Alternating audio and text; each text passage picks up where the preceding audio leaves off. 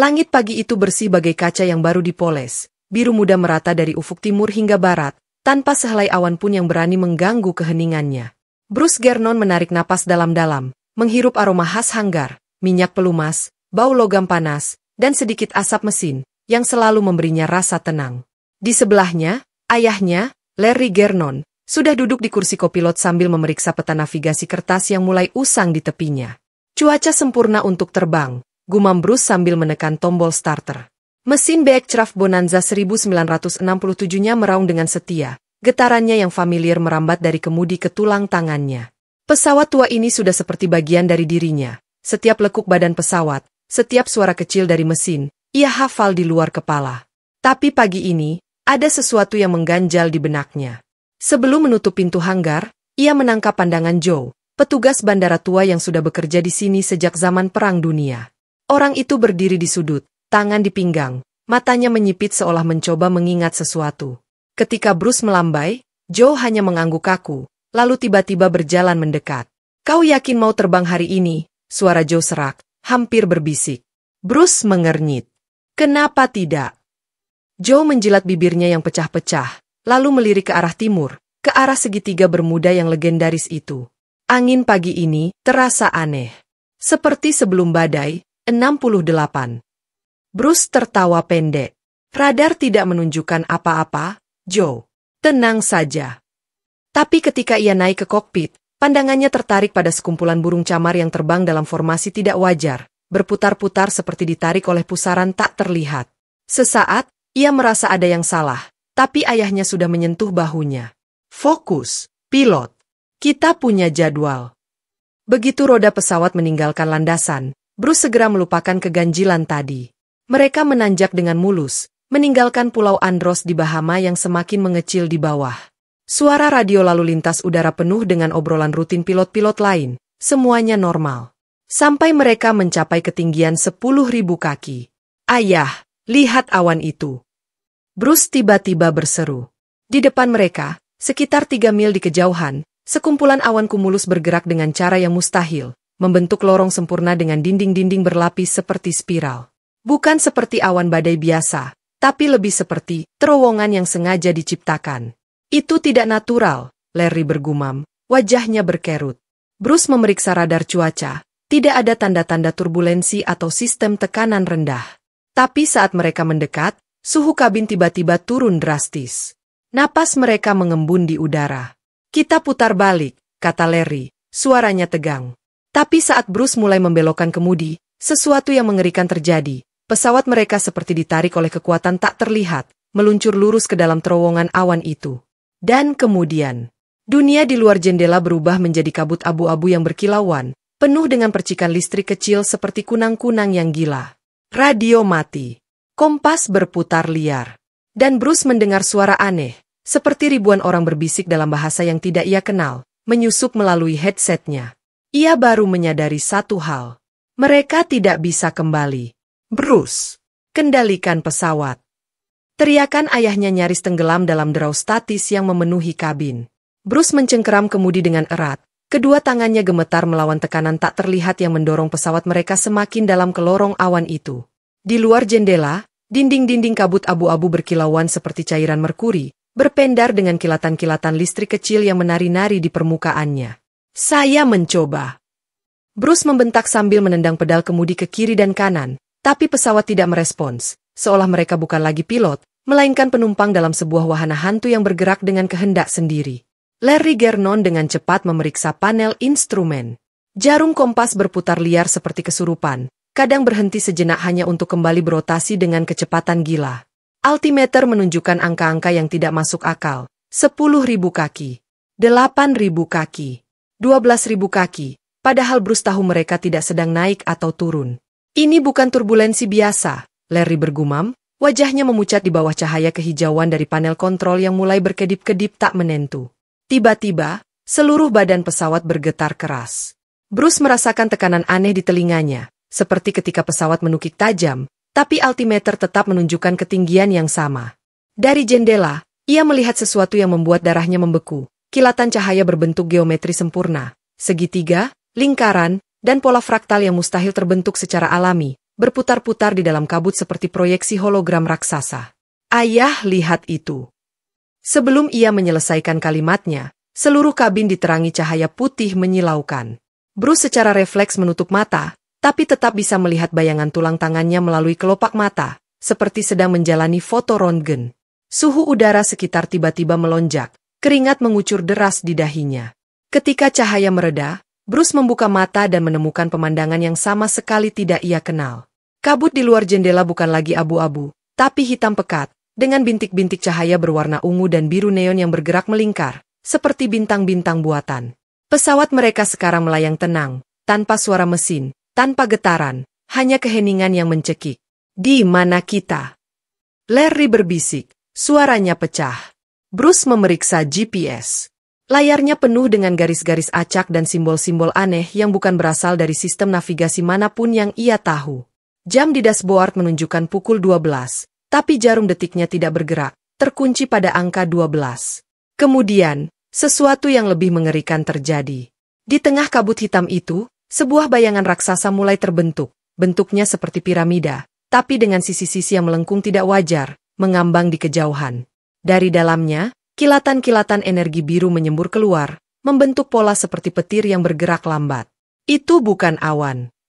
Bruce menarik napas pendek. Itu sesuatu yang lain. Tiba-tiba, radio yang sebelumnya mati tiba-tiba hidup dengan suara yang membuat bulu kuduk mereka berdiri. Sebuah suara robotik, tapi terlalu sempurna untuk buatan manusia, mengulang frasa yang sama dalam berbagai bahasa, termasuk bahasa yang tidak dikenal, sebelum akhirnya berhenti pada bahasa Inggris. Jangan mencari. Jangan bertanya. Kembalilah.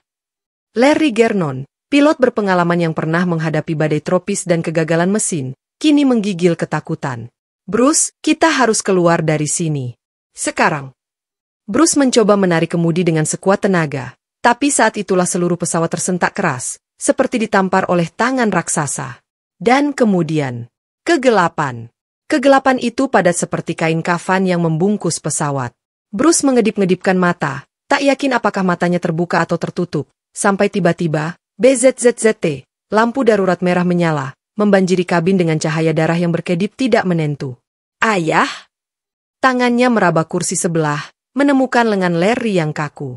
Tubuh ayahnya membeku dalam posisi aneh, kedua tangan mencengkeram sabuk pengaman, mata terbuka lebar tapi pupilnya mengecil seperti titik jarum, menatap kosong ke sesuatu di luar jendela. Di luar, kabut hitam perlahan tersibak seperti tirai panggung raksasa. Pemandangan yang terungkap membuat Bruce tersedak. Mereka tidak lagi di atas laut, tidak juga di langit. Pesawat mereka melayang di tengah ruang hampa tanpa batas, dikelilingi oleh struktur-struktur geometris raksasa yang berputar lambat. Piramida terbalik mengambang di samping kubu sempurna sebesar gunung, sementara pilar-pilar spiral dari material seperti kaca hitam membentang hingga ke kejauhan tak terukur. Di antara semuanya, kilatan-kilatan energi biru listrik melompat dari satu bentuk ke bentuk lain seperti syaraf kosmik. Ini tidak mungkin. Bruce meremas panel instrumen sampai buku-buku jarinya memucat. Setiap alat menunjukkan pembacaan mustahil, ketinggian 0, kecepatan 0, bahan bakar penuh padahal seharusnya tinggal separuh. Larry tiba-tiba menjerit. Jangan dilihat. Ia menampar tangan Bruce yang sedang meraih jendela. Mereka menggunakan bentuk geometri untuk memecah pikiran kita. Itu bukan untuk mata manusia. Tapi sudah terlambat. Bruce merasakan sesuatu mengalir di belakang matanya, seperti cairan logam panas, seiring dengan munculnya penglihatan. Dalam sekejap, ia tahu. Struktur-struktur itu bukan bangunan. Mereka makhluk. Piramida terbalik itu berputar ke arahnya, dan Bruce melihat, tidak dengan mata, tapi di dalam tengkoraknya, ribuan wajah manusia yang terdistorsi, mulut-mulutnya terbuka dalam jeritan abadi, terperangkap dalam kristal transparan yang membentuk sisi piramida. Beberapa wajah itu ia kenali. Pilot-pilot yang hilang di segitiga Bermuda selama puluhan tahun. Suara desis muncul di radio, sekarang berubah menjadi sesuatu yang hampir seperti nyanyian. Kami meminjam waktu kalian. Kami mengembalikan ruang kalian. Tinggalkan pengetahuan kalian di pintu. Larry tiba-tiba menjatuhkan diri ke lantai kabin, tangan menggaruk-garuk lantai logam seperti mencoba menggali lubang. Dengar suara itu? Itu bukan bahasa. Itu waktu yang diucapkan. Bruce merasakan kepalanya akan pecah ketika sadar ia mengerti nyanyian itu. Setiap kata adalah persamaan matematika, Setiap nada adalah peta dimensi. Lalu, cerak. Jendela kokpit retak tanpa penyebab yang terlihat. Udara mulai bocor dengan suara mendesis. Dan sesuatu masuk. Kabut elektronik itu, yang Bruce kira hanya fenomena atmosfer, mengalir melalui celah retakan seperti asap hidup, membentuk tangan-tangan kecil yang langsung merayap ke arah kontrol pesawat. Itu mengubah realitas sekitar kita. Larry menjerit ketika panel instrumen mulai meleleh seperti lilin, lalu membeku kembali dalam bentuk yang asing. Tombol-tombol sekarang bertuliskan simbol hieroglif yang berdenyut. Bruce meraih kemudi, tapi tangannya tembus. Selama 1 detik ngeri, tangannya menjadi asap, sebelum kembali padat. Di luar, salah satu piramida mulai berdenyut dengan cahaya merah. Dan dunia berubah lagi. Dunia bergetar hebat seperti kaca pecah. Bruce menyipitkan mata melawan kilatan cahaya putih yang tiba-tiba menyembur dari semua sudut kabin. Piramida-piramida raksasa di luar mulai berotasi semakin cepat, memancarkan gelombang suara infrasonik yang membuat tulang-tulangnya beresonansi sakit. Larry terlempar ke belakang kursi, darah mengalir dari hidungnya. Itu bukan pesan. Larry terisak. Itu peringatan terakhir. Tiba-tiba, seluruh badan pesawat berdentum keras. Jendela kokpit benar-benar pecah. Tapi yang masuk bukan angin, melainkan kabut elektronik berbentuk tangan teman manusia raksasa yang langsung mencengkeram Bruce. Sensasi dingin yang tak alami merayap di kulitnya. Visi Bruce tiba-tiba melompat ke masa kecil. Ia melihat dirinya usia 5 tahun jatuh dari sepeda, lalu kilasan adegan Larry mengajarinya terbang, kemudian gambaran ibunya yang sudah meninggal tersenyum di dapur. Kau melihat garis waktu alternatif, suara Larry terdengar jauh. Bruce menjerit ketika kabut itu menusuk dadanya. Tapi tidak ada rasa sakit, hanya tekanan mental seperti otaknya disayat tipis-tipis. Di luar, struktur-struktur geometris mulai runtuh, memuntahkan cahaya ungu yang mengubah kabin menjadi siluet transparan. Larry tiba-tiba melompat ke kemudi. Mereka memberimu pilihan, teriaknya sambil memutar kontrol bahan bakar ke posisi overdrive. Mesin meraung histeris, Bruce baru sadar ayahnya sengaja memicu ledakan terkendali. Kita harus memutus siklusnya. Asap hitam memenuhi kabin.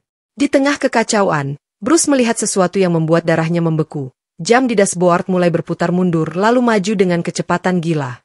Tubuhnya tiba-tiba terasa ringkih seperti kertas tipis. Tahan napas.